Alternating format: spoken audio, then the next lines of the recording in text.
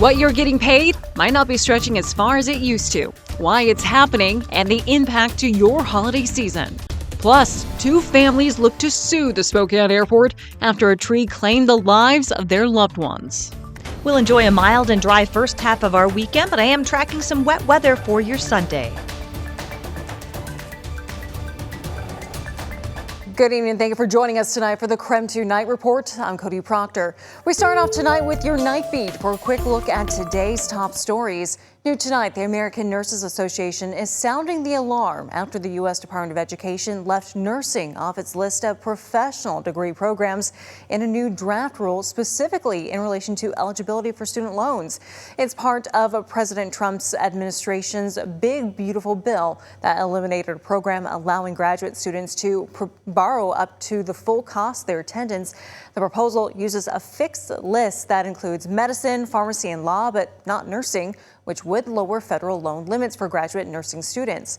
In a statement to KREM 2, the Washington State Nurses Association said in part, quote, "Nursing is a profession, the largest health profession in the United States. Students in graduate programs preparing for advanced practice, leadership, and faculty roles need to be able to finance their education," end quote.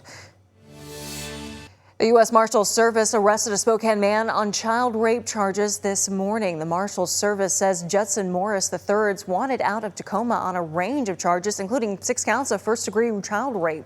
Tacoma police tracked Morris to Spokane.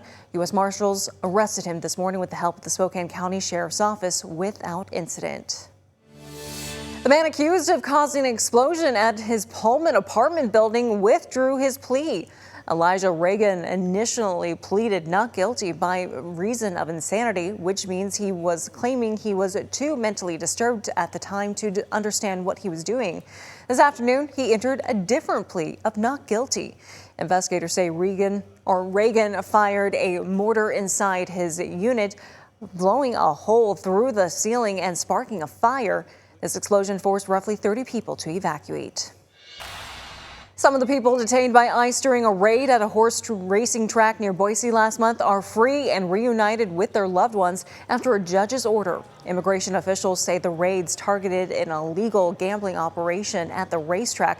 However, a court order obtained by our Boise sister station shows at least 9 people who were detained during the raid did not face charges tied to the alleged illegal gambling operation. Those who were released say their next court date is scheduled for next month.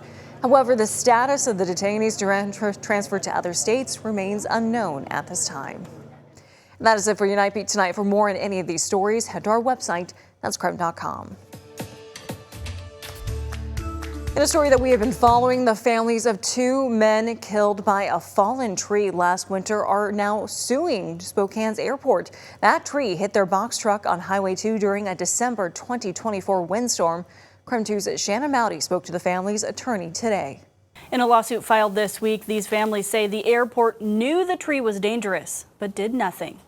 The families of Alicia Bryan and Eric Saint are suing Spokane's airport and its board, claiming they're responsible for this deadly crash December 18th. 56-year-old Saint was driving the box truck with 30-year-old Bryan in the passenger seat, according to the lawsuit. As they traveled east on Highway 2, a yellow western pine smashed into the truck's cab, killing them both. Their families and attorney Brandon Batchelor now say the tree was obviously dead, had been for years, and that the airport knew it was a danger to drivers. At the time, Washington State Patrol characterized it as a freak accident caused by high winds.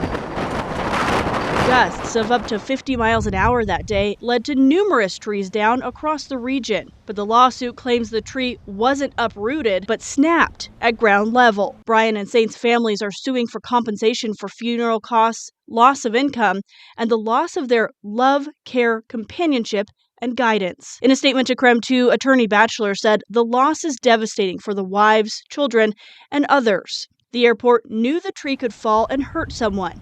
It could have hurt a member of my family or yours, he said. The airport did not cut down the tree. They did not act. They did not make the situation safe. We will hold them accountable and find justice for our clients, Batchelor added. The first court hearing in the case is set for February 20th. A spokesperson for Spokane's airport says it hasn't been served the complaint and they have no comment. Shannon Mowdy, KREM 2 News. Well, moving on right now, the clouds creeped back in for us today, and tomorrow morning could potentially have some issues for folks out there. Meteorologist Michelle Boss is breaking down your first forecast tonight. Yeah, fortunately, if you still have some outdoor stuff to do, the first half of our weekend is going to be relatively quiet. We'll have a few high clouds around, but should be a dry day. I know I just finally got that last mow in this past week, so got Christmas lights to hang up or things like that to do. Tomorrow would be the day to do it because the second half of the weekend could bring us some wet weather. Taking a look at satellite and radar, dry conditions across the inland northwest. We do have some high clouds moving through, but not looking at any rainfall anywhere. Temperatures right now are in the upper 30s. We should stay above freezing here in Spokane and Coeur d'Alene overnight. Currently now 40 in Moses Lake, also 40 across the Palouse and in Lewiston. So next 12 hours, again, pretty quiet, mostly cloudy skies. We'll call it partly sunny tomorrow. Some filtered sunshine with those high clouds, but a dry day tomorrow. Rain moves in Sunday afternoon. We're still looking at above average temperatures, but some wet weather for Sunday. And then it looks like we are going to see a cool down on those days leading up to the Thanksgiving holiday, which could bring us some mountain snow and possibly a few flakes down in the lower elevations. Well, coming up after the break, as paychecks seem to stretch less and less this holiday season, we break down tonight the why. And later, if you are looking for some fun for the holiday season, there are plenty of events that are taking place across town this weekend to get you feeling that holiday spirit. We'll be right back.